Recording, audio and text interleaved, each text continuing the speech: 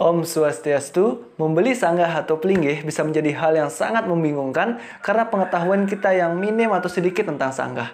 Salah-salah, sanggah yang kita beli malah tidak sesuai ekspektasi dan harapan kita. Nah, hal apa saja sih yang wajib diketahui sebelum semeton membeli sanggah supaya tidak kena tipu misalnya? Bersama saya Agus, temukan jawabannya di video ini.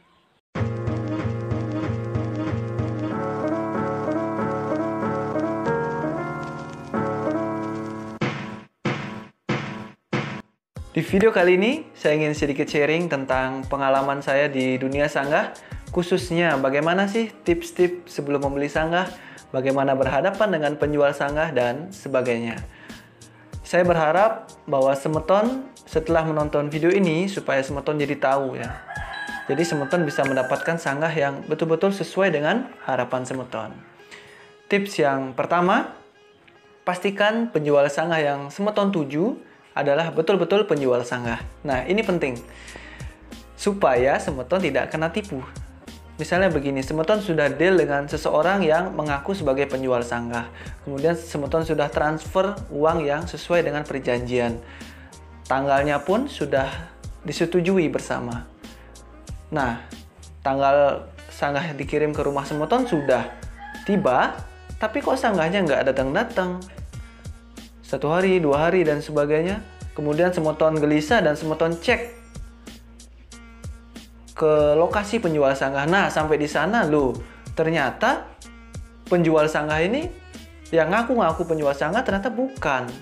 Ternyata mungkin hanya orang yang tahu aja tentang sanggah, tetapi dia memang bukan penjual sanggah. Jadi, moral dari cerita ini adalah betul-betul semeton harus memastikan bahwa penjual sanggah yang semeton tuju adalah betul-betul penjual sanggah. Lucu memang. Ini hal yang dasar sekali ya. Kalau bisa, cek ke lokasinya, ke tempat penjual sanggah itu. Di mana sih tempat dia bekerja, tempat lokasinya berjualan sanggah, sehingga semeton ada kepastian. Sanggah semeton pasti akan dikirim dan pasti akan dibuatkan. Nah, kalau misalnya semeton jauh misalnya, nah bagaimana memastikannya? Nah, saran saya ya suruh aja video call, kemudian suruh menunjukkan bagaimana dia melakukan proses pengerjaan sanggah semeton. Dan saya doakan bahwa penjual sanggah yang semeton tuju atau yang semeton pilih setelah menonton video ini memang betul-betul jujur. Tapi saya yakini bahwa jarang ada orang yang menipu, khususnya kalau membuat sanggah, karena ini betul-betul berkaitan dengan membuat rumah Tuhan ya, berkaitan dengan ide betara. Jadi jarang sih ada yang menipu. Ada, tetapi saya harus menyampaikan hal ini supaya semeton memperhatikan hal ini sehingga tidak kena tipu lah.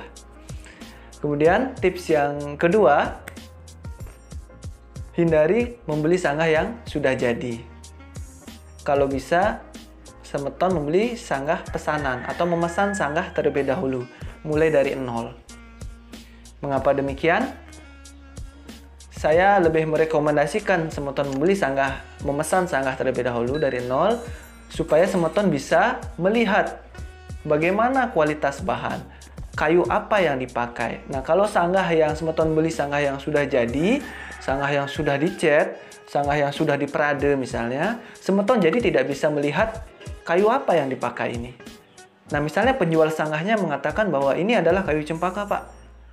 Kita tidak bisa memastikan karena sudah dicat, sudah diperade. Itu maksud saya. Kemudian selanjutnya, karena sudah dicat, diperade, karena sudah jadi sanggah itu, kita tidak bisa melihat apakah sanggah ini ada penyakit-penyakit kayunya, bubukan, rayap, dan sebagainya. Kita tidak bisa memastikan itu karena sudah dibedaki ya, dipupuri, sehingga saru atau tidak kelihatan penyakit-penyakit kayu yang tadi itu. Nah, dengan membeli sanggah yang pesanan yang dari nol, semeton bisa melihat kualitas bahan sanggah semeton, ya, apakah ada penyakit kayunya apa tidak. Jadi seperti itu. Saya lebih merekomendasikan. Tetapi kalau memang semeton membutuhkan sanggah mendadak, secepatnya, misalnya semeton, waduh, galungan lagi 2 bulan nih, Saya harus segera punya sanggah supaya nanti kalau ketika galungan saya bisa sembahyang di sanggah yang baru. Tidak masalah. Apa yang saya katakan di sini sekedar saran. Kalau emang semeton merasa cocok, silakan. Tapi kalau tidak juga tidak apa-apa. Saya tidak memaksakan. Baik semeton, tips yang ketiga yaitu cek dulu atau lihat dulu sanggah pesanan semeton sebelum sanggah itu dicet. Ini penting sekali untuk melihat tadi, betul nggak? Misalnya di perjanjian, semeton dengan penjual sanggah itu perjanjiannya menggunakan kayu cempaka. Nah, kalau sanggah itu kita cek dulu sebelum dicet, jadi kita bisa lihat, betul nggak sanggah ini pakai kayu cempaka? Kita bisa lihat. Kemudian kita juga bisa memastikan ya, apakah ada nggak penyakit-penyakit kayu, bubukan, rayap, dan sebagainya itu. Sehingga sanggah yang semeton pesan nanti kalau sudah berada di atas bataran atau di atas pelingih batunya, sanggah itu betul-betul sempurna. Tidak ada masalah lagi. Bisa bertahan lebih dari 25-30 tahun. Tips yang keempat, kalau semeton memesan sanggah, beri jangka waktu minimal 3 bulan. Paling bagus 6 bulan. 6 bulan. Kenapa demikian? Logikanya, kalau semeton memesan sanggah itu mendadak, misalnya lagi 1 bulan atau lagi 1,5 bulan, maka penjual sanggah itu akan mengerjakan sanggah semeton itu cepet-cepetan. Ya, mengejar deadline itu, jadi cepet-cepetan aja pengerjaannya, kemudian ukirannya, dan sebagainya. Yang saya takutkan nanti kalau pengerjaan ini cepat-cepat, jadi kualitasnya akan menurun. Jadi semeton tidak bisa membayangkan seperti ini bahwa sanggah semeton cepat jadinya bagus kualitasnya, tidak bisa seperti itu. Semeton harus memilih. Kalau semeton ingin cepat-cepat, ya kanggoin atau maklumi kalau kualitasnya jadi kurang bagus. Tapi kalau semeton cari adalah kualitas, maka beri jangka waktu minimal 3 bulan, paling bagus 6 bulan. Selain itu, supaya pengerjaan sanggah semeton jadi bagus, tujuan lainnya adalah supaya kayu yang digunakan itu betul-betul kering. Air yang ada pada kayu itu betul-betul sudah hilang. Apa manfaatnya? Nah, kalau sanggah itu sudah betul-betul kering, tidak ada lagi air di kayu bahannya itu, bahan sanggahnya, kalau sudah di atas pelingih batu atau bataran, nah sanggah itu nanti proses mekiut atau mengkerutnya jadi minimal. Memang akan ada proses itu, tapi akan lebih sedikit lah. Misalnya tidak ada yang namanya nanti kalau udah di atas bataran, balinya itu bolong karena sanggahnya itu mengkerut, bali sanggahnya, atau misalnya dindingnya itu bisa geser-geser. Nah, tidak bisa. Itu tidak akan terjadi karena kayunya sudah betul-betul kering.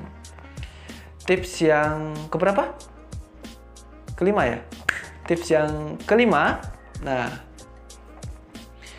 kalau semeton melakukan pembayaran, jangan dilunasi terlebih dahulu. Kalau bisa, kalau yang saya sarankan, rekomendasikan itu kasih DP 50% terlebih dahulu.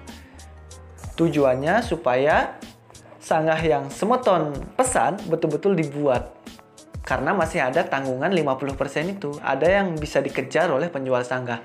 Kalau semeton lunasi, ada kemungkinan, maaf ya, saya tidak mendoakan, tetapi saya hanya melihat dari berbagai sisi.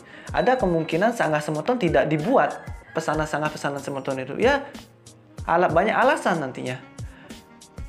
Karena begini, jadi semeton sudah melunasi uang pembayaran itu. Misalnya 10 juta. 10 juta itu semeton sudah transfer. Nah, kemudian karena semeton sudah transfer semuanya, penjual sanggah tidak sengaja menghabiskan. Jadi tidak ada modal lagi. Nah, tidak bisa membuat sanggah lagi. Ketika semeton cek ke lokasi, loh, ternyata sanggah kita belum dibuatkan. Kenapa? Adalah alasannya, misalnya kayunya begini. Tapi sebenarnya alasannya ya uang DP semeton itu sudah habis sehingga tidak bisa membeli sanggah lagi, membeli kayu bahannya lagi untuk membuat sanggah. Jadi saran saya supaya menghindari hal-hal seperti itu, kasih DP 50%. Nah, di samping semeton mempunyai rasa aman bahwa sanggah semeton pasti dibuat karena dia masih punya sisa 50% yang akan dikejar. Jadi penjual sanggah juga ada semangat juga untuk membuat sanggah pesanan semeton. Tips yang keenam ya, maaf. Minta nota kalau semeton melakukan pembayaran untuk sanggah yang semeton pesan. Minta nota, itu penting. Kalau di kemudian hari terjadi hal-hal yang tidak kita inginkan, misalnya kayak tadi ya, di perjanjian katanya pakai kayu cempaka. Sebelum dicat kita cek, ternyata kayu yang dipakai kayu ketewel atau kayu yang lain misalnya selain kayu cempaka. Nah, kalau ada nota, kita bisa tuntut penjual sanggah itu. Kenapa, Pak? Ini kok nggak sesuai perjanjian? Di notanya kan ini, dicek kayu cempaka, tapi kok ini kayu apa ini? Nah, semeton bisa tuntut hal-hal seperti itu di kemudian hari. Tapi kalau tidak ada nota, sulit semeton akan berdebat atau mendebat penjual sanggah karena tidak ada bukti. Ujung-ujungnya semeton mendapat sanggah yang tidak sesuai harapan. Saya sangat bukan prihatin, saya sangat memperhatikan hal ini supaya semeton betul-betul mendapat sanggah yang semeton inginkan. Jadi saya memberikan saran ini, bukan berarti mendoakan ya, bukan. Saya memberikan tips ini supaya semeton perhatikan detail-detail kecil seperti ini yang nantinya akan mempermudah semeton dalam membeli sanggah atau pelinggih untuk merajan, untuk perupai bond dan sebagainya. Tips yang terakhir adalah tips yang ketujuh ya. Pastikan sanggah pesanan semeton sudah di-clear sebelum sanggah itu dikirim ke rumah semeton. Tujuannya supaya sanggah lebih mengkilap, lebih berkilau catnya. Di samping itu tujuan utamanya sebenarnya adalah supaya warna, cat, prade, dan sebagainya itu bisa tahan lama dalam menghadapi sinar matahari. Nanti kalau sudah sanggah itu di atas, musuh utamanya itu ya sinar matahari, kelembapan udara, dan sebagainya. Kalau sudah di-clear, ada kemungkinan warna, prade, dan kilaunya itu bisa bertahan lebih lama kalau tidak di-clear. Kalau dibandingkan dengan sanggah yang tidak di-clear maksudnya. Clear apa sih yang paling bagus untuk sanggah? Nah, kalau semeton penasaran bisa lihat videonya di sini. Saya sudah pernah membuat video membahas tentang itu di video sebelumnya. Kemudian kalau memang semeton penasaran prade apa yang paling bagus, cat apa yang paling bagus, nah bisa juga lihat di sini. Saya sudah pernah membahas di video sebelumnya. Demikian semeton pembahasan atau mungkin sharing-sharing ya, cerita-cerita sedikit seputar bagaimana apa yang harus dipertimbangkan sebelum membeli sanggah atau pelinggih.